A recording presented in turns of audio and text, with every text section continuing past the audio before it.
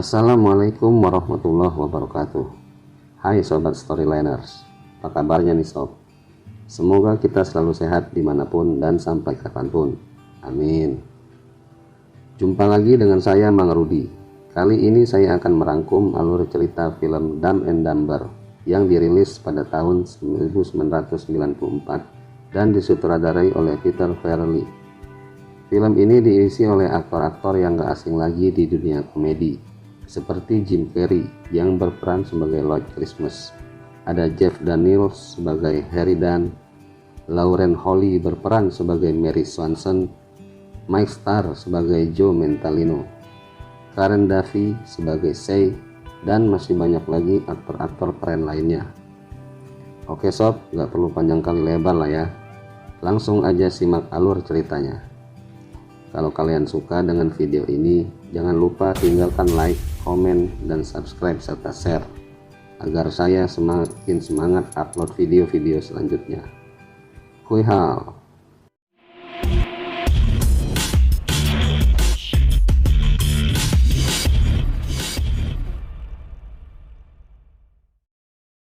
Di suatu hari, Lloyd si supir taksi sedang OTW menjemput sewanya. Walau masih sedikit mengantuk, tapi dengan semangat dia menuju ke titik penjemputan. Sesampainya di sana, Lloyd merasa sangat terkejut di saat melihat sewanya ternyata seorang gadis yang sangat cantik dan membuat sesak napasnya. Lloyd lalu menyemprotkan penyegar mulut agar sewanya tidak mencium bau mulutnya karena dia belum sikat gigi. Di perjalanan, Lloyd pun mencoba mengajak ngobrol si gadis dan berhasil. Namanya Mary Swanson. Ternyata dia akan pergi ke bandara untuk mengunjungi keluarganya di Aspen. Lloyd lalu menceritakan kalau dia mau membuka pet store bersama temannya, Harry. Karena nyetir sambil ngobrol dan gak merhatiin jalan, Mary pun meminta Lloyd untuk fokus nyetir. Lloyd, could you keep your eyes on the road, please? Sementara itu, Harry, sahabat Lloyd, sedang bersiap mengantarkan anjing dengan mobilnya yang dimodif seperti anjing pudel. Di perjalanan, Harry kemudian dikontak bosnya. Dengan marah, bosnya menyuruh agar segera mengantarkan anjing-anjing itu ke pemiliknya. Harry pun langsung tancap gas agar segera sampai di sana. Setelah sampai di lokasi, pemilik anjing-anjing itu marah karena Harry terlambat 40 menit. Tapi Harry mengatakan gak usah khawatir, karena anjing-anjingnya udah dimandiin dan siap untuk ikut kontes. Namun begitu pintu belakang mobilnya dibuka, alangkah kagetnya si pemilik anjing-anjing itu melihat anjing-anjingnya berantakan seperti anjing buduk. Tak lama kemudian, Lloyd pun sampai di bandara. Mary lalu mau ngasih tip, tapi Lloyd menolaknya. Ternyata Lloyd minta tip yang lain, yaitu memeluk Mary sebagai ungkapan perpisahan. Waduh. Karena merasa gak enak untuk menolak, Mary lalu membiarkan Lloyd memeluknya. Lloyd memeluk Mary dengan penuh perasaan, seakan-akan Mary itu dia anggap kekasihnya. Lalu dia menatap sedih Mary sampai masuk ke dalam bandara. Di saat Lloyd akan keluar dari bandara, dia gak sengaja melihat Mary yang akan masuk ke pesawatnya. Karena terlalu fokus ke Mary, Lloyd lalu menabrak mobil yang berhenti di depannya. Melihat Mary meninggalkan tasnya, Lloyd berteriak memanggil Mary. Lloyd menyangka kalau Mary kelupaan sama tasnya. Lalu dengan secepat kilat dia mengambil tas itu dengan maksud untuk mengembalikannya ke Mary. Namun dia gagal karena pesawat yang ditumpangi Mary sudah lepas landas. Sebenarnya tas itu sengaja ditinggalkan oleh Mary untuk diambil oleh dua orang bandit bernama Joe Mentalino dan Say, sebagai uang tebusan atas penculikan suaminya. Ketika Lloyd dan Harry sampai di rusun tempat mereka tinggal, Joe dan Say ternyata mengikuti Lloyd. Mereka menyangka Lloyd dan Harry itu agen khusus yang sengaja menggagalkan misi mereka. Di dalam kamar rusun, Lloyd dan Harry saling menceritakan kalau mereka udah dipecat dari pekerjaannya. Melihat tas yang dibawa Lloyd, Harry dengan penasaran bertanya pada Lloyd, tas siapa yang dibawanya? Lloyd menceritakan pada Harry kalau itu tas seorang gadis cantik yang ketinggalan di bandara. Gadis itu juga yang membuat jantungnya berdetak tak beraturan dan membuat sesak napasnya. Tak lama kemudian, Shay mengetok pintu kamar rusun. Harry lalu mengintip keluar. Ternyata dia melihat Shay dan Joe yang memegang pistol. Lloyd dan Harry menyangka kedua orang itu adalah penagih gas yang belum mereka bayar. Kemudian mereka langsung kabur lewat jendela belakang kamar. Ketika Joe dan Shay berhasil masuk ke dalam, mereka gak menemukan tas yang mereka cari. Lalu dengan kesal, Joe memotek kepala Pitty, burung parkit kesayangan Harry, sampai copot. Malamnya, Lloyd dan Harry merasa kesal karena gak dapat pekerjaan meski udah keliling seharian. Lalu Lloyd menitipkan tasnya pada Harry karena mau membeli minuman di toko. Harry mengingatkan Lloyd untuk membeli yang penting-penting saja karena budget mereka udah menipis. Di saat Lloyd selesai belanja, dia melihat koran dan ingin membelinya. Ketika dia mengambil koran, gak sengaja dompetnya ketinggalan di dalam tempat koran itu. Lalu tanpa curiga, dia menitipkan belanjaannya sama nenek-nenek yang gak sengaja lewat untuk menukarkan uang receh. I'll be right back. Don't you go dying on me. Tak lama kemudian, Lloyd sampai di kamar rusun. Dengan kesal dia membanting pintu kamarnya, lalu menceritakan pada Harry kalau dia habis ditipu sama nenek-nenek yang membawa kabur barang belanjaan yang dititipkannya sewaktu menukar uang receh.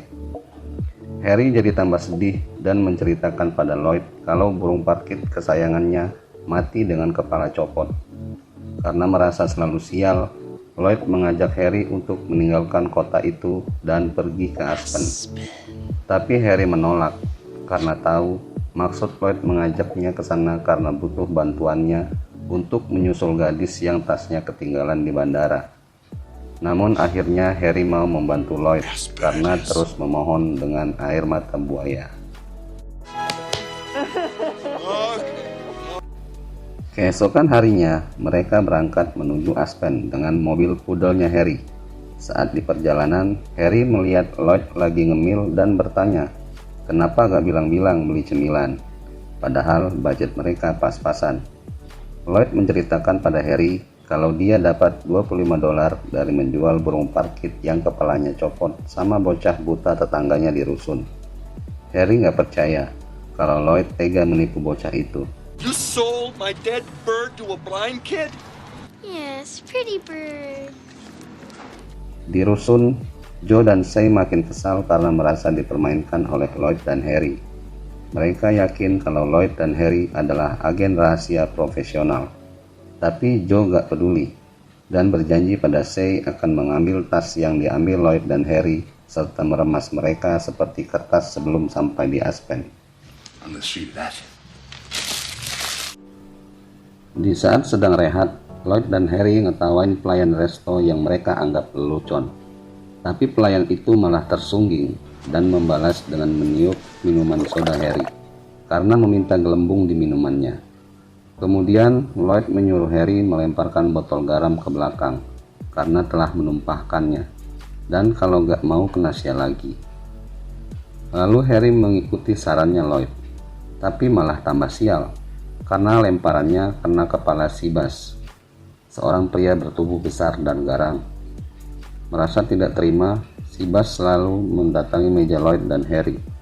Kemudian dia meludahi burger Harry yang belum sempat dimakan. Lalu Lloyd mendapat ide untuk membalas Seabass. Dia mengajak Harry yang gak tahu sama sekali dengan idenya. Lloyd berpura-pura minta maaf sama Seabass dan teman-temannya untuk kejadian tadi, dan mau nraktir minuman untuk mereka. Sesaat kemudian, Lloyd menghampiri kasir resto dan berkata kalau Seabass yang akan membayar makanan mereka. Awalnya kasir resto itu gak percaya, Seabass said that. tapi melihat Seabass ngasih kode, barulah dia percaya dan memasukkan bon Lloyd dan Harry ke tagihan Seabass. Ternyata ide Lloyd berhasil dengan mulus, dan Seabass sangat marah dengan berkata akan mencincang mereka berdua. You sons of bitches! Di saat mereka melanjutkan perjalanan, Lloyd kebelet pipis. Tapi Harry gak mau berhenti. karena takut dikejar sama si Bas yang mau menyincang mereka. Lloyd lalu pipis di botol bir kosong. Karena pipisnya banyak, dia minta tolong Harry mengambil botol kosong lagi, dan dia menghabiskan sampai 5 botol untuk menampung pipisnya. Harry sampai heran melihat kejadian itu. Dia mengatakan Lloyd kayak unta. What are you, a camel? Karena mengemudi terlalu ngebut, mereka pun di-stop oleh polisi setempat. Di saat sedang memeriksa SIM dan STNK, polisi itu melihat 5 botol bir bekas pipisnya Lloyd dan lalu meminta sebotol. Melihat polisi itu mau meminumnya, Harry dan Lloyd melarangnya. Tapi polisi itu tetap meminum minuman bekas pipisnya Lloyd itu. Setelah minum, polisi itu mendadak step dan menyuruh mereka pergi. Malam harinya, Lloyd bergantian nyetir dengan Harry. Karena udah tergila-gila dengan Mary, sambil nyetir, Lloyd berhayal kalau dia telah berhasil mengantarkan tasnya Mary. Di saat mereka mau makan malam, pelayan resto menciumi tangan Mary dan membuat Lloyd marah. Lalu menghajar semua pelayan resto itu sendirian.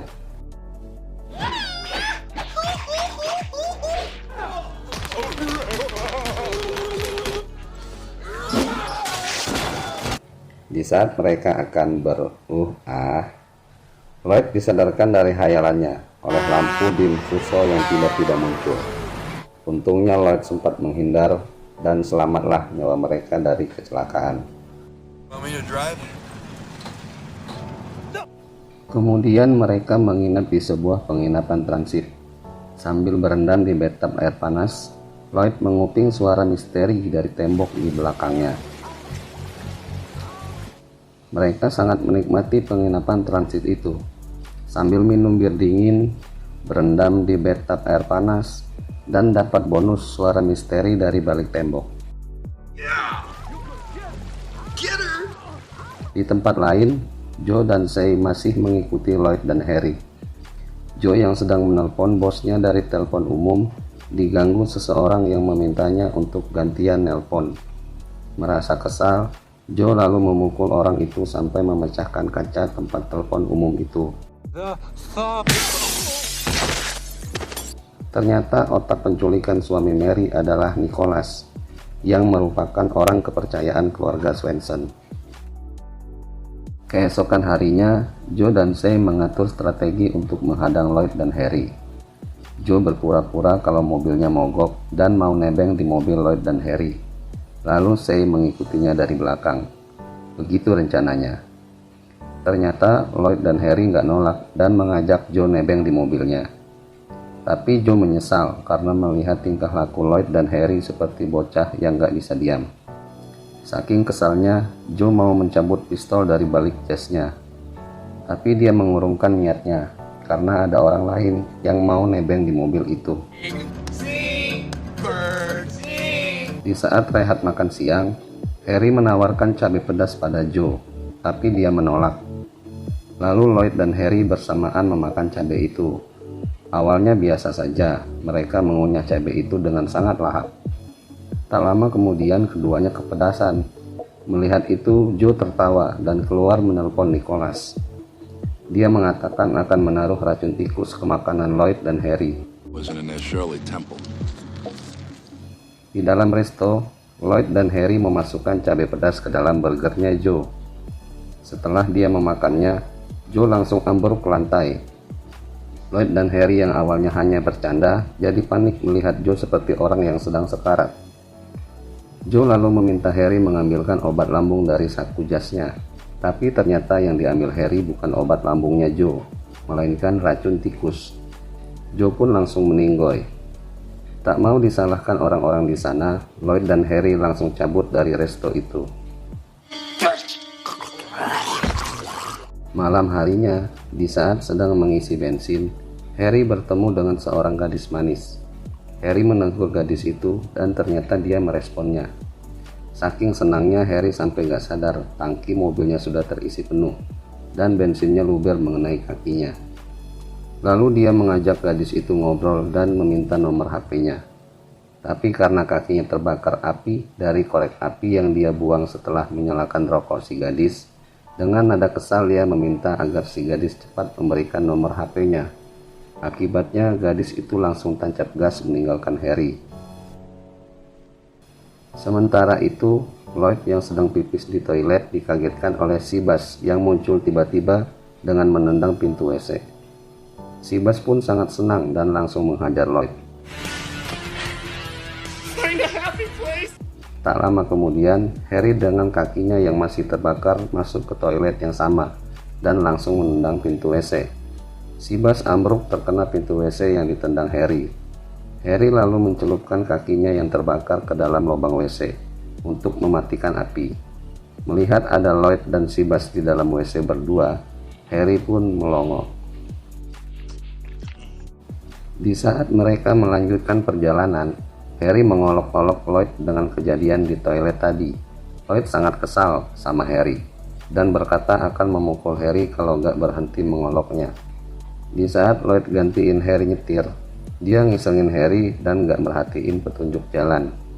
Akibatnya mereka berdua salah jalan. Harry yang terbangun dan menyadari hal itu marah besar sama Lloyd karena mereka udah kehabisan budget dan gak bisa kemana-mana lagi. Harry lalu meninggalkan Lloyd dengan jalan kaki.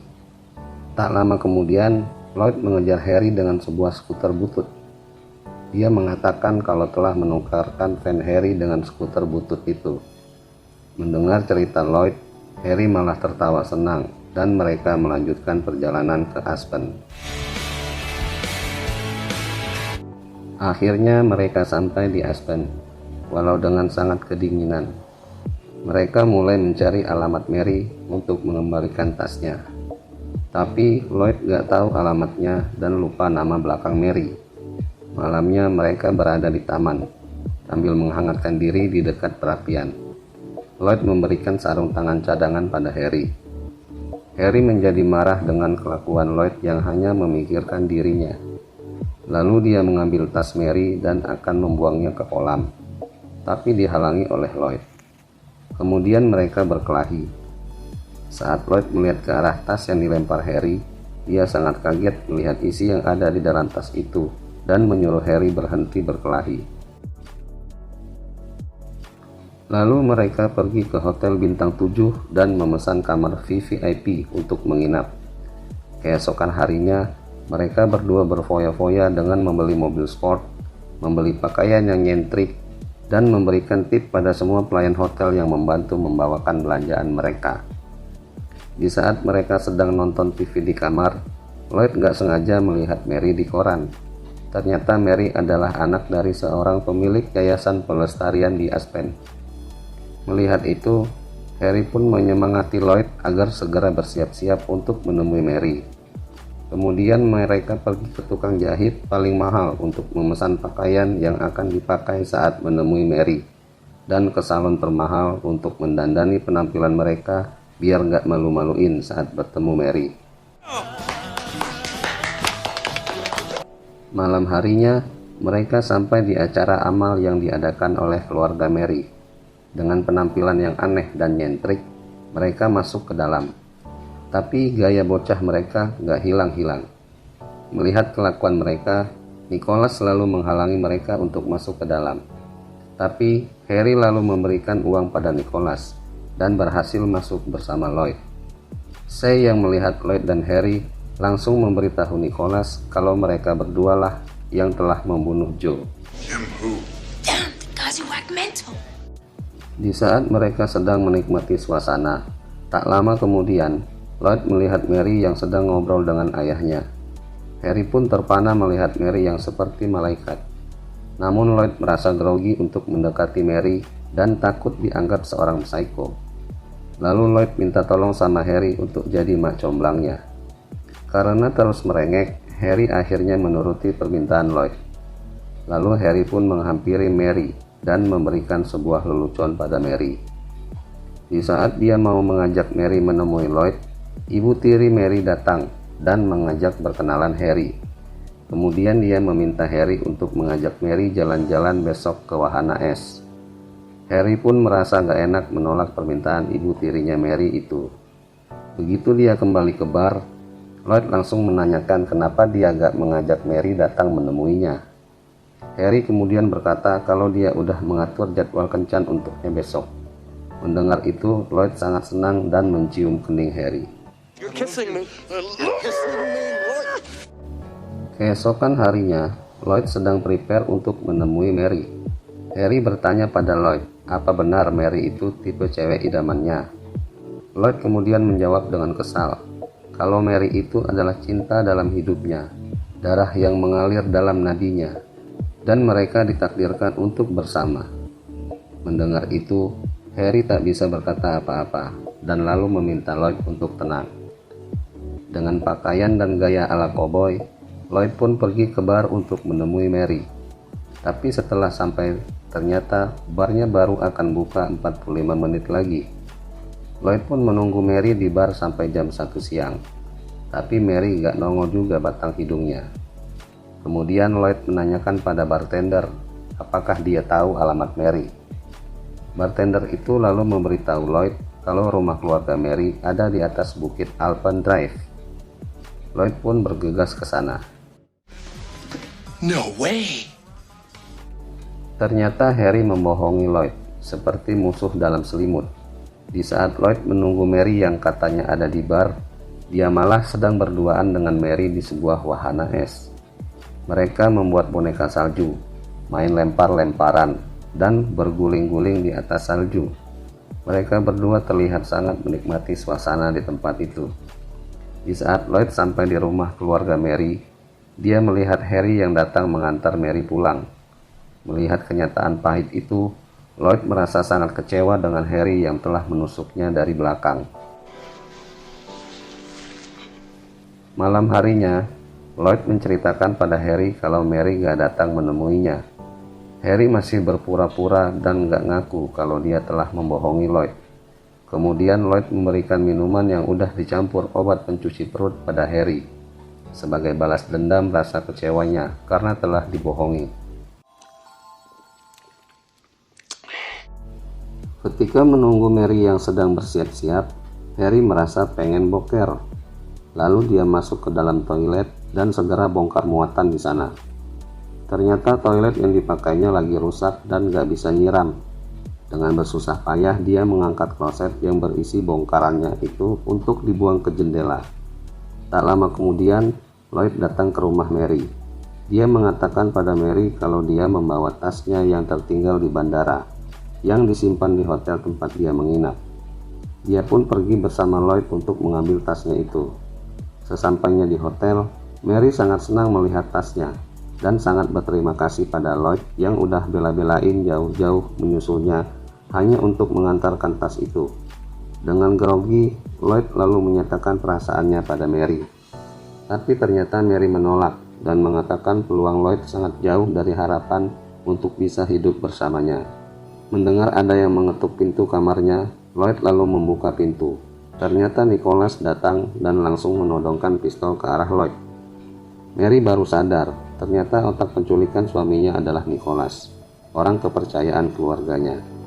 Begitu tas itu dibuka, Nicholas merasa kaget dan kesal karena isinya bukan uang, tetapi bon-bon belanja Lloyd dan Harry.